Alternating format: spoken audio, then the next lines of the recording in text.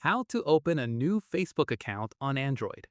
This tutorial shows you how to create a brand new Facebook profile from scratch.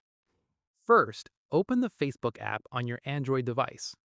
After that, on the login screen, tap on Create New Account to get started.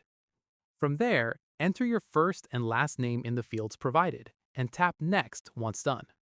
In the next step, select your date of birth by scrolling through the month, day, and year options and tap Next once done. In the following step, select your gender from the options available and tap Next to continue. Following this, you'll be asked to add a phone number to your account. Once done, if you'd rather use an email address instead, tap on Sign Up with Email at the bottom of the screen. From here, enter your email address in the field provided and tap Next. At this stage, create a strong password for your account and enter it in the field provided.